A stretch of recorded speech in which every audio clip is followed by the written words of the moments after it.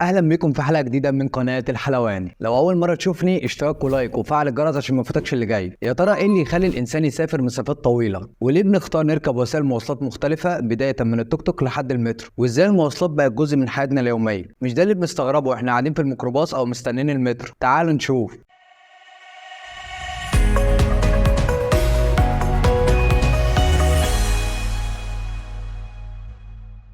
فكرة المواصلات بدأت زمان لما الإنسان البدائي حب يتنقل من مكان لمكان، فكر كتير لحد ما اكتشف المشي، وبعد أسبوعين وهو ماشي نفس المشوار قال مش هينفع كده، فاكتشف تقنية المد، فابتدى يفتح رجليه أكتر ويسرح حركة إيديه كده لحد ما عدى من جنب حصان قال بس هو ده. اكتشف الجري قال بص الحصان بيجري طب أنا كمان هجري، وفضل يجري لحد ما قفش في الحصان وركبه. اكتشف إن ده أريح كتير فبقى يقفش في أي حاجة معدية، حصان بقى، حمار، نعامة. ومن هنا بدأت فكرة وسائل المواصلات، اركب اي حاجه سريعه عشان تنجز. ولما الحيوانات اتضايقت كان لازم نفكر في طريقه تانية، فالانسان اخترع العجله وبعدين الحنطور وبعد كده اتطور شويه واخترع العربيه لحد ما وصلنا لوسائل المواصلات الحديثه اللي احنا بنستخدمها دلوقتي، لدرجه اننا نسينا قد ايه كانت غريبه في الاول. لو عايز تعرف قد ايه وسائل المواصلات عندنا غريبه، جرب تشرح لواحد اول مره يجي مصر حاجه زي الاتوبيس مثلا. هتقول له بص ده مستطيل كبير لونه احمر بيطلع دخان الصبح وبالليل بيطلع دخان بس احنا مش شايفينه، وهو بيكون شقيان من صباحيه ربنا في عز الشمس فبيتحر جدا.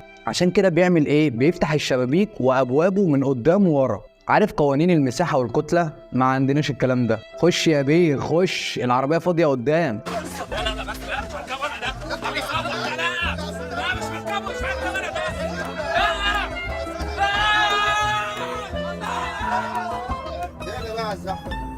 الاتوبيس ده زي مصحة نفسية كمان، قعدات ناس اصحاب مشاكل بيفضفضوا لبعض بينصحوا بعض، وهتلاقي واحد بيحس بيك يهون عليك يسمعك او يتحرش بيك. الميكروباص بقى مستطيل، هو اصغر شويه من الاتوبيس بس سريع جدا، وتلاقيه طالع منه موسيقى حزينه ودخان سجاير كليوباترا من الشباك، والسواق بيبقى مدلدل معظمه من الشباك لسبب مجهول ما تفهمش ليه، ولا يمكن يمشي بخط مستقيم ولا ليه اي علاقه بقوانين المرور ولا الاشارات. مفيش حاجه توقفه تقول له هرم، طلبيه، فوق الكوبري، 6 اكتوبر، مفيش. بيتعامل معاك على انك شفاف، ولو وقف لك تقول له الجيزه يا اسطى وهو في الغالب مش هيرد. حد من الركاب هيقول لك اركب كانه الجي بي اس بتاع الميكروباص. في بقى نجيب ساويرس ده اللي بيقعد قدام وياخد الكرسيين ويقول لك خلاص قدام، تيجي تركب السواق يقول لك ارجع رابع ورا على الكنبه. السواق شايف ان جسمك يناسب تقعد 4 على كنبه واحده شبه مولة السرير. في الشخص الرخم اللي بيقعد ورا وينزل قبل الكل ويقومنا عشان نعديه، وفي غبي قاعد جنب الباب بيسال نازل؟ لا قايم يصلح الباب. دايما اللي ورا السواق بيشيل هم لم الاجره. في واحد دايما بيعترض على الاجره، لو ب5 جنيه يقول لك ليه يا اسطى انا ركبتها الاسبوع اللي فات ب4، ليه ب4 يا اسطى انا راكبها في ابو ظبي ب3. والسواق يبقى ماسك دولارات وغوايش دهب في ايده، وتلاقيه بيقول في واحد ما دفعش ورقه حضرات، طب ابعت الباقي يا اسطى الاول وبعدين شوف الواحد اللي ما دفعش. وفي 2 صحاب لسه متعرفين على بعض امبارح، ده يقول له خلاص هدفع، التاني يقول لا لا والله خلاص انت. الميكروباص لازم يبقى فيه مهرجان او اغنيه شعبي لمطرب صوته شبه المعزه بيتكلم عن الاخصام، والصاحب البياع والبت اللي سابته مش فاهم ليه. تيجي تقول للسواق على جنب يا اسطى ما يردش، وعلى ما يقف تلاقي نفسك في الموقف. في كمان الشخص المتطفل، لما تمسك موبايلك تلاقيه بيشوفك انت بتتفرج على ايه او بترد على مين. التوك توك حاجه في النص بين العربيه والموتوسيكل والخنفسه.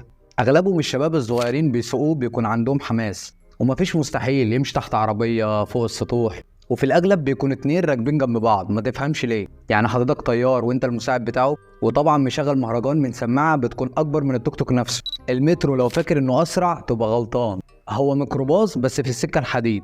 في الناس اللي بتجري عشان تلحق الباب قبل ما يقفل، من اول ما تدخل المحطه تلاقي الجهاز الامني يقول لك الشنط على الجهاز يا حضرات، وفي شاشه محدش بيبص عليها اصلا. في فتره الصيف الكل مستني المكيف اللي دايما بيجي في الرصيف التاني المعاكس، ولما تروح هناك تلاقيه وصل الخط التاني وانت جالك ابو مراوح. اول ما تدخل تدور على مكان تقف فيه، لو محظوظ تلاقي مكان تقعد، لكن انت لا، انت هتفضل واقف ومتوازن عشان تمسك في العواميد، وفجأة المترو اتحرك تلاقي واحد مسك فيك بدل ما يمسك في العمود.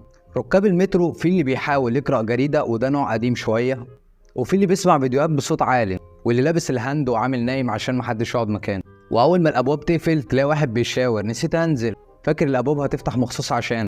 المترو ده من مميزاته كمان انه مول تجاري، في بياعين بيجيبوا لك المنتجات لحد حجرك، تحس انك اتدبست. تخيل تغمض عينك وتصحى تلاقي منتج على رجلك وتسأل هو جه منين، والتاني معاه حزام جلد بتشعلق بيه في العقله عشان يوريك انه اصلي ويستحمل. واخيرا لما تخلص الرحله تلاقي السلم الكهربائي عطلان، فتدور على سلم تاني تلاقيه شغال بس بينزل الناس بدل ما يطلعها، وانت تطلع بقى على السلم الرخام. كل وسيله مواصلات ليها حكايه، وكل مشوار ليه مغامره، واحنا بنركب كل يوم. قولوا لنا في التعليقات ايه المواقف الغريبه اللي شفتها، وما تنساش تعمل لايك للفيديو واشتراك للقناه وفعل الجرس، واستنونا في حلقه جديده. سلام.